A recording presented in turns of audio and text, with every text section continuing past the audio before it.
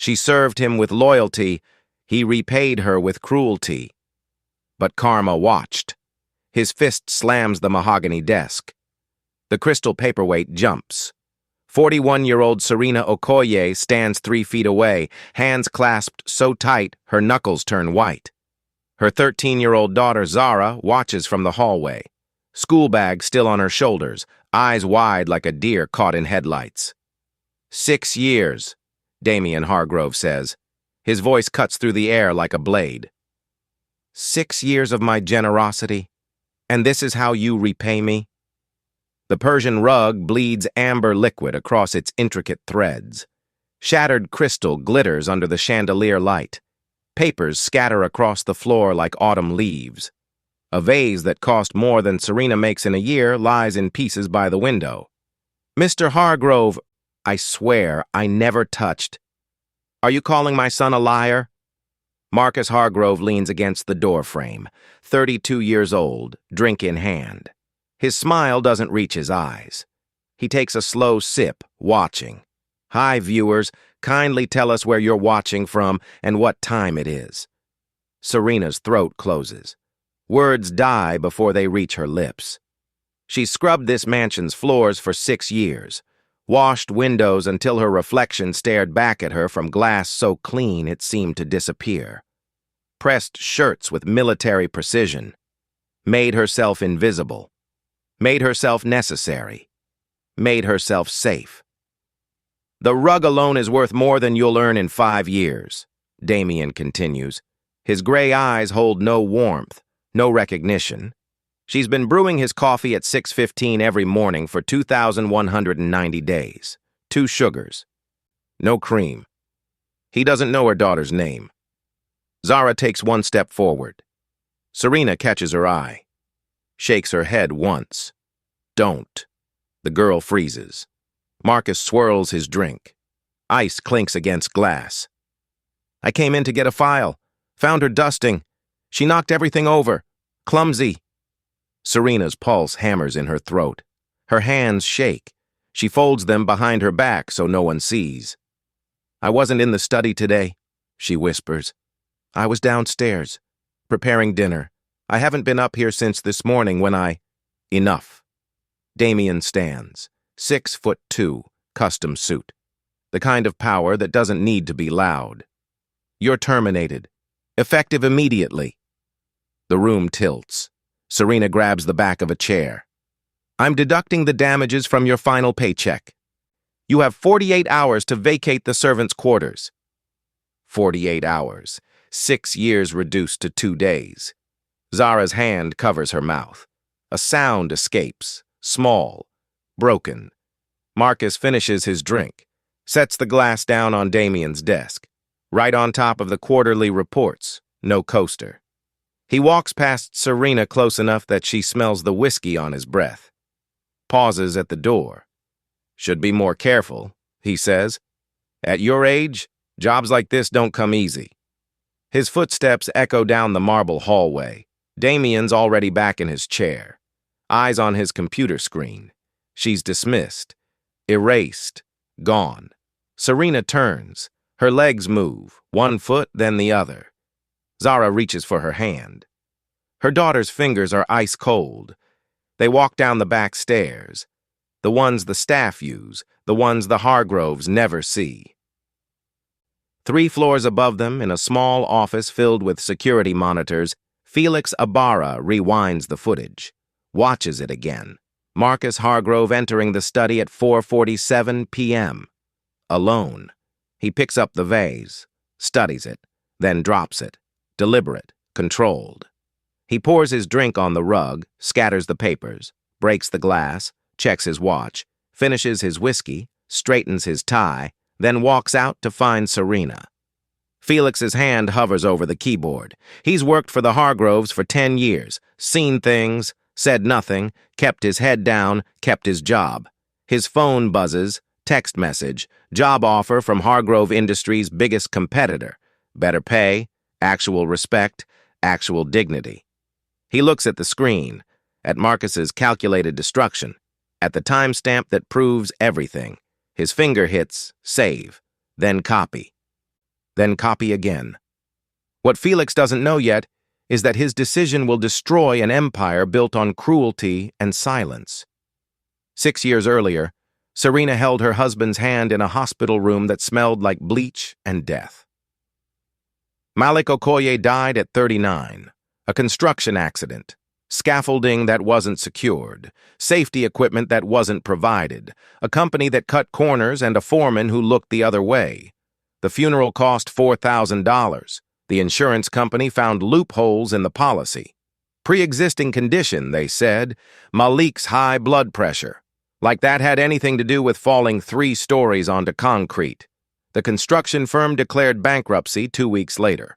Lawyers said there was nothing to pursue, no money to claim. Sorry for your loss, 7-year-old Zara asked when Daddy was coming home. Serena held her daughter and lied. Soon, baby, soon. The bills came next. Rent, utilities, groceries, Malik's medical debt that the hospital absolutely would not forgive. Collections agencies called at 6 a.m. and 11 p.m. Threats wrapped in professional voices. Serena worked 3 jobs: overnight cleaning at an office building, lunch shift at a diner, weekends doing laundry at a hotel. She slept 4 hours a night, lost 20 pounds in 2 months. Zara stayed with neighbors who charged $20 a day for childcare. The math didn't work. It never worked. Then someone at the diner mentioned the Hargrove estate. They need a head housekeeper, live-in position, private quarters included. Serena interviewed on a Tuesday. Damian Hargrove barely looked at her, asked 3 questions, started Monday. The servants' quarter was smaller than her old living room. 1 bedroom, shared bathroom down the hall. But the rent was 0. 0 meant survival. She moved in that weekend. Zara got her own corner. Serena hung curtains to make it feel like a room, like a home, like something that could last. What she didn't know then was that safety always comes with a price. Damian Hargrove built his empire on precision and control. Hargrove Industries manufactures luxury vehicles for people who have everything and want more. 47 years old, divorced 8 years. His ex-wife walked away with a settlement that would have destroyed a smaller man. He didn't blink, just rebuilt his walls higher, thicker, impenetrable. The mansion sprawls across 2 acres. 12 staff members keep it running. Gardeners, cooks, drivers, cleaners. Damian knows their functions, not their names. They're parts of a machine, replaceable, interchangeable, invisible. Marcus Hargrove learned everything from his mother. Entitlement, cruelty dressed up as standards, the art of taking what you want and calling it earned. At 32, he's vice president of operations. A title given, not achieved. He sits in meetings and contributes nothing, makes decisions that other people fix, collects a salary that could feed 20 families. The staff knows to avoid him. He treats them like furniture that occasionally disappoints him. His office overlooks the city, floor-to-ceiling windows, a view worth millions. He stands there most afternoons, drink in hand, watching people below scramble through their insignificant lives. His assistant brings coffee at 2 p.m. Always 2 p.m. Black, 1 sugar. Today she's 3 minutes late. Traffic, she says. Accident on the bridge. So sorry, Mr. Hargrove. He takes the cup, pretends to examine it, then drops it, deliberately. The mug shatters. Coffee spreads across the white carpet like a stain that won't wash out. Clean it up, he says. She gets on her knees, uses napkins from her purse. Her hands shake. Marcus returns to the window, smiles at his reflection. Power isn't what you have. It's what you can take away. The cruelty starts small. It always does. A comment about Serena's uniform being wrinkled. A complaint that the coffee's too hot. Too cold. Not quite right. Serena adjusts, adapts, tries harder.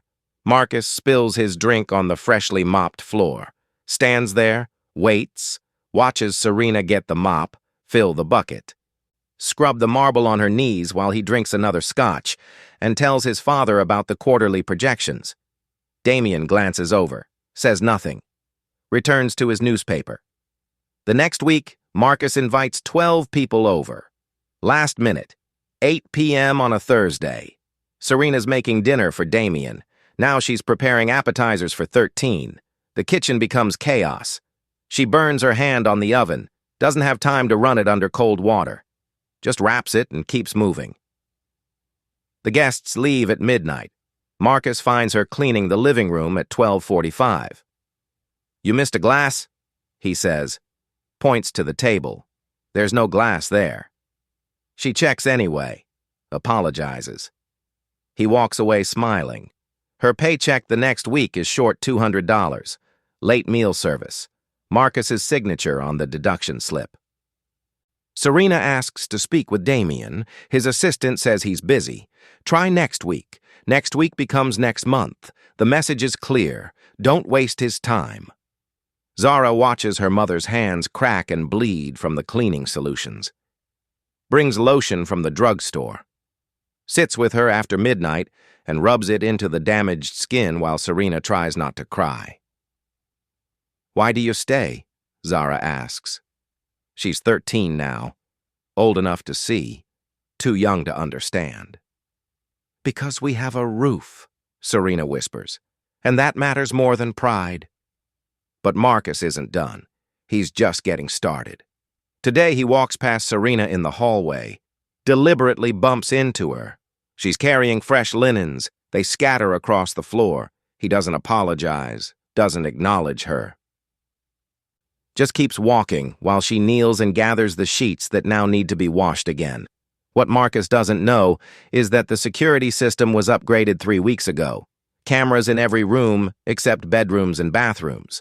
The company mentioned it to Damien. He signed the paperwork. Forgot about it immediately, but Felix Ibarra didn't forget. He watches the monitors, records everything, says nothing. Not yet. Tonight Marcus has plans. The vase costs $38,000. Ming Dynasty, authenticated, insured. Damien keeps it on the shelf behind his desk as a reminder that some things have value beyond function. Marcus enters the study at 4:47 p.m. The house is quiet. Damien's at the office. Serena's downstairs in the kitchen. Marcus checked. He walks to the shelf, picks up the vase, feels the weight of it. Centuries of history in his hands, then drops it. The sound of it shattering echoes through the empty room like a gunshot. He pours his scotch on the rug, slowly. Watches the liquid soak into fibers that cost $800 per square foot. Scatters the papers from Damien's desk, knocks over the lamp, steps on the broken glass until it becomes powder. Checks his watch, 4:52, straightens his tie, finishes his drink, sets the glass on the desk, no coaster. Then walks out to find Serena. She's pulling a roast from the oven when Marcus appears in the kitchen doorway.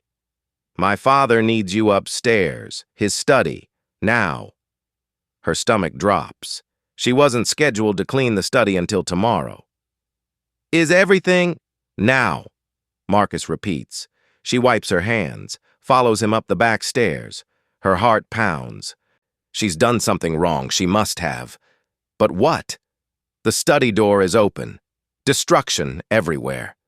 Her breath catches. "Mr. Hargrove, She starts, but Damien's already there, already angry, already decided. Marcus tells his lie, smooth, practiced, convincing, found her dusting, knocked everything over. Clumsy woman. Serena tries to defend herself, but her words are moths against a hurricane. Damien doesn't hear her, doesn't want to hear her. His son, his blood, versus the woman who cleans his toilets. The choice was made before she opened her mouth. "You're terminated, effective immediately." The floor disappears. Serena grabs the chair. 48 hours to vacate? 48 hours, 1,152 minutes, 69,120 seconds, not enough time to find a new job. A new place. A new life. Zara stands in the hallway, sees everything, hears everything, understands everything. Marcus leaves. Damien dismisses them. Mother and daughter walk down the back stairs holding hands like lifelines. In the servants' quarter, Serena sits on the narrow bed. Zara curls against her side. Neither of them cry. Tears are luxuries. They can't afford luxuries. "We'll be okay," Serena whispers. "We always figure it out." But she doesn't know how. Not this time. 3 floors above, Felix Ibarra saves the footage to 3 different drives, burns it to a disk, uploads it to a secure cloud, makes copies of the copies. He spent 10 years watching powerful people destroy good ones, watching cruelty win because it always does, watching silence become complicity. Not this time. His phone shows the job offer. Better pay. Better company, better everything. He accepts, types his resignation, effective in 2 weeks. Then he opens his email, finds the address for Damien Hargrove, attaches a 10-second clip. The moment Marcus drops the vase. Just that, nothing else. Subject line, "Your son is a liar, and I have everything."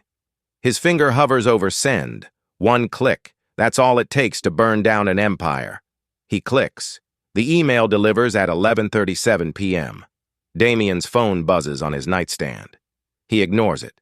He always ignores emails after 9. But tomorrow morning, everything changes. The cardboard box folds under Serena's hands. She packs Zara's clothes first.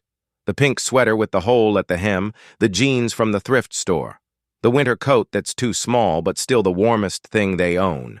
Each item reminds her of a failure. A promise she couldn't keep, a future she can't provide. Zara sits on the bed, silent. She stopped crying an hour ago. Now she just stares at the wall where she'd taped pictures from magazines. Dreams of colleges she'll never attend, careers she'll never have, a life that just got smaller. 48 hours, 36 left now. The clock on the wall ticks like a countdown to execution. Serena's final paycheck sits on the dresser. She calculated the damages Damien deducted. After the vase, the rug, the emotional distress Marcus claimed, she's left with $217. 6 years of loyalty, $217. Rent anywhere in the city starts at $1,500. Security deposits, first and last month. References she doesn't have because the only job she's worked just fired her for something she didn't do. Her phone has 3 contacts: the library for Zara's account, the pediatrician they haven't visited in 2 years because co-pays cost money, and Keisha, another housekeeper who works 5 estates over. She calls Keisha at midnight, voice shaking, trying not to beg. "They fired me. We need somewhere to stay. Just a few days, until I find..."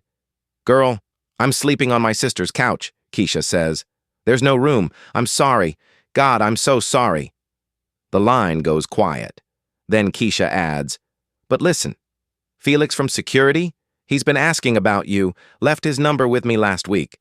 Said if anything happened, you should call." Felix Ibarra. Serena barely knows him. He's the quiet one. The one who nods in the hallway. Who held the door once when her hands were full. Who exists in the same invisible space she does. Why would he ask about me? Don't know. But he seemed serious, like he knew something was coming. Keisha texts the number. Serena stares at it. 10 digits. A stranger. A risk. But what choice does she have? She doesn't call. Not yet. Instead, she finishes packing. Zara falls asleep, curled around a stuffed rabbit she's had since she was 3. Serena sits on the floor, back against the bed, watching the clock eat away their remaining hours. At 3 a.m., her phone buzzes. Unknown number. Text message. "I have proof Marcus lied. Meet me tomorrow. Lou's Diner on 5th, 9 a.m. Come alone. Felix." Her hands shake so hard she almost drops the phone. Proof. The word burns into her retinas. Proof means truth. Truth means justice. Justice means, what? Her job back? An apology? Money? Or nothing? Another lie? Another trap? But she texts back anyway. "I'll be there. Because drowning people don't question the hand reaching down, they just grab on and hope it's real. Felix Ibarra sits in the last booth at Lou's diner, laptop open, coffee going cold. He's watched the footage 17 times. Each viewing makes him angrier. Marcus's calculated movements, the deliberate destruction, the casual cruelty, the smile. He's been head of security for 10 years. Watched the Hargroves treat people like disposable tools. Watched staff cry in supply closets. Watched good workers get fired for imaginary mistakes. Watched and said nothing because silence kept him employed. But something about Serena's face yesterday broke through his carefully maintained detachment. The way she stood there, powerless, accused, erased, her daughter watching from the hallway with eyes that understood too much too soon. His phone shows the resignation email he sent at midnight. 2 weeks' notice. Professional, polite. He's already accepted the position at Morrison Industries, Hargrove's biggest competitor, better pay, better management, better everything. But he can't leave with this video buried in his files. Can't walk away knowing Marcus will do it again. To someone else. Someone who won't have proof. Who'll just disappear into unemployment and desperation while the Hargroves sleep on Egyptian cotton sheets. The diner door opens. Serena walks in. She looks smaller than he remembers, exhausted, scared. She scans the room, finds him, hesitates. He waves her over. She slides into the booth, doesn't order. Can't afford to. He pushes his untouched plate of eggs toward her. Eat, please. She stares at the food, at him. Keisha said you have proof. I do. He turns the laptop, hits play. The footage shows everything. Marcus entering empty. Marcus destroying. Marcus planning. Marcus lying. The timestamp proves it all. Serena's hand covers her mouth. Her eyes fill. She watches it twice, then 3 times. Like she can't believe what she's seeing. Like truth is a language she forgot how to read. Why are you showing me this? Her voice cracks. Because it's yours. What you do with it is up to you. But you deserve to know the truth. He slides a USB drive across the table. That's a copy. I have others. Backed up, secure, just in case. She picks it up. It weighs almost nothing. This tiny piece of plastic that holds her vindication. Her weapon. Her proof that she's not crazy, not clumsy, not guilty. I can't afford a lawyer, she whispers. I know one. Lawrence Chen. Takes cases like this pro bono when there's clear evidence. I already sent him the footage. He's expecting your call. Felix writes the number on a napkin, slides it over. Serena stares at him. Why are you doing this? He's quiet for a long moment, then says, because I'm tired of watching powerful people win. And because my daughter's 13. Same age as Zara. If someone did this to us, I'd hope somebody would help. Serena starts to cry. Silent tears that she wipes away quickly. Embarrassed. Still trained to hide weakness even when she's surrounded by kindness. Felix stands. Drops $40 on the table. For breakfast, and whatever else you need today, the lawyer's good. Trust him. Trust this. He leaves before she can thank him. Before she can ask more questions. Before he changes his mind and decides safety is smarter than justice. Outside, his phone buzzes. Email notification. Damian Hargrove's personal assistant. Mr. Hargrove requests your presence immediately. Urgent matter regarding security footage. Felix smiles. Deletes the email. Gets in his car. Drives toward Morrison Industries to finalize his paperwork. He doesn't work for Damian anymore. Not in spirit. The 2 weeks' notice is a formality. A courtesy he's already regretting. Behind him, inside the diner, Serena calls Lawrence Chen.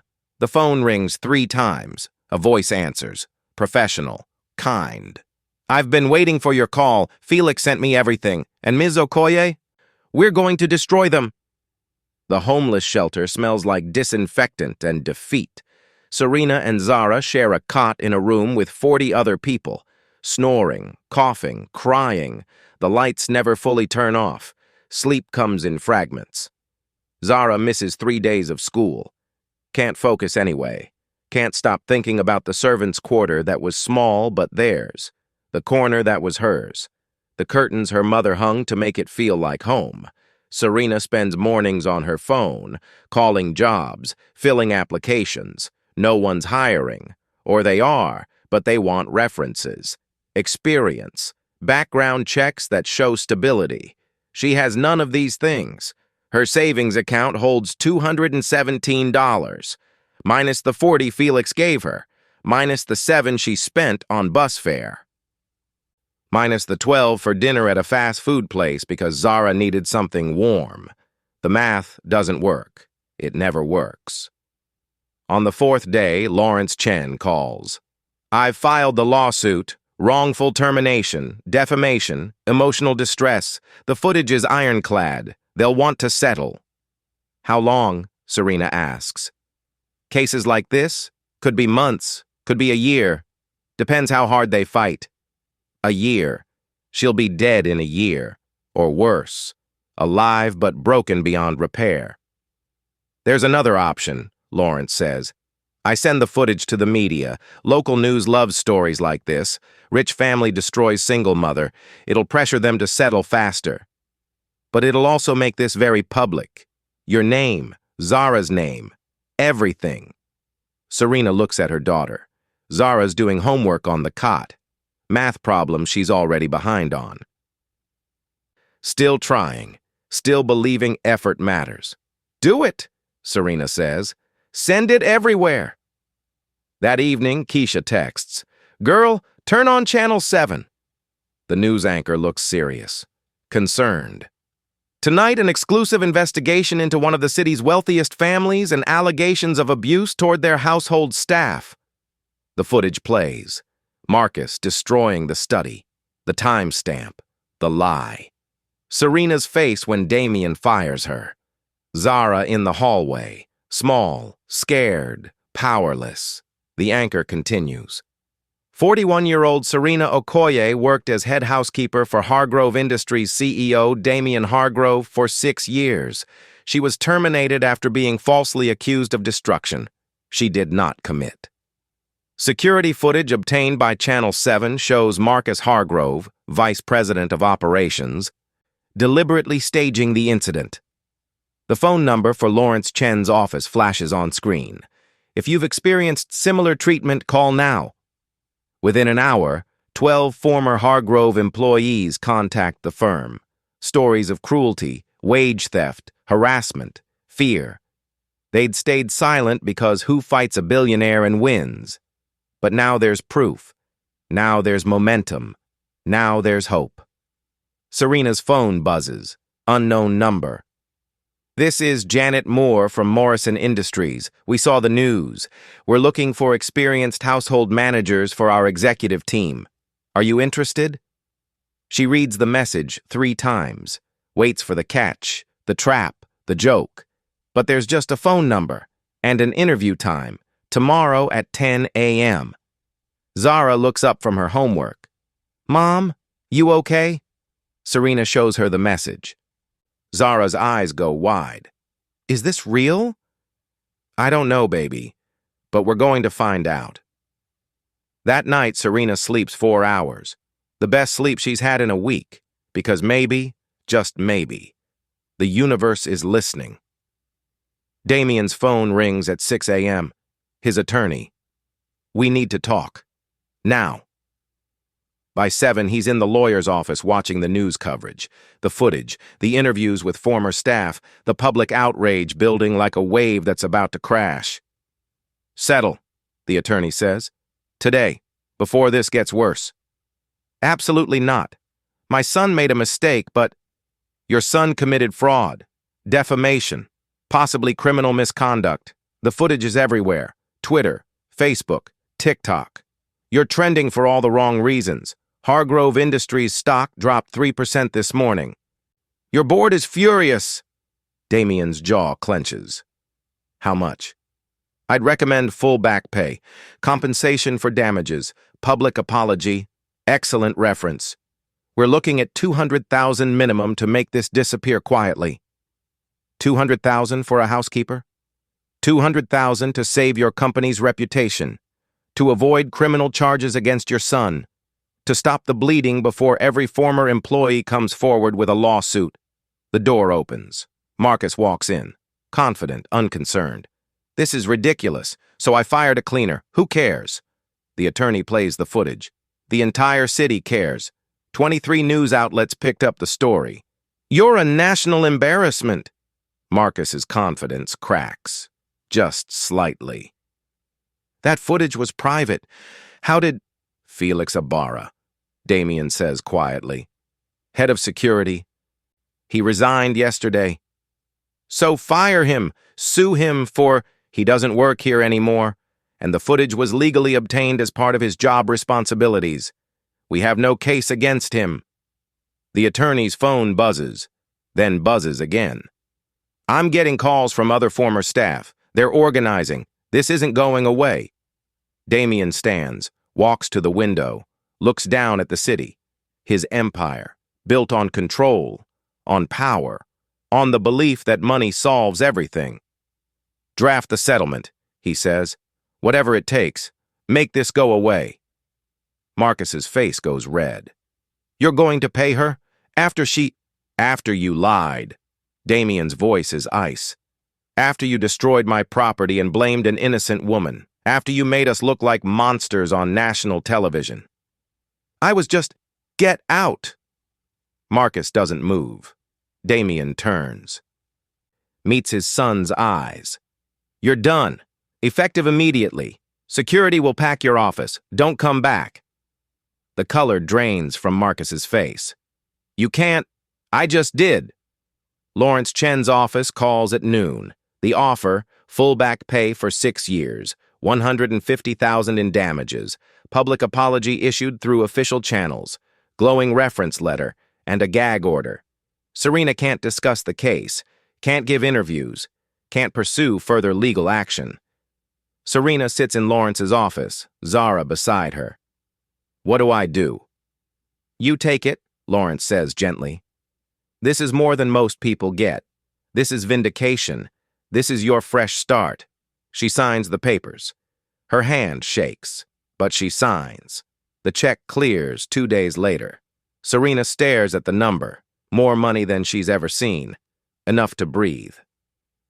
Enough to rebuild. Enough to believe that maybe the universe does keep accounts after all. 1 year later, Serena stands in front of a small office building. The sign reads, Okoye Cleaning Services, where dignity meets excellence. She employs 8 people, pays them $25 an hour, offers health insurance, sick days, respect, the things she never had. Zara's in high school now, honor roll, talking about colleges, believing in futures that seemed impossible a year ago. The settlement money bought them a 2-bedroom apartment. Nothing fancy, but it's theirs. The lease has their names. The key fits their lock. No one can take it away. Serena hires 3 former Hargrove employees, women who'd been fired for imaginary infractions, who'd been screamed at, degraded, erased. She gives them second chances, fresh starts. Proof that cruelty doesn't have to win. Felix sends a card on the anniversary of the day he showed her the footage. Thank you for being brave.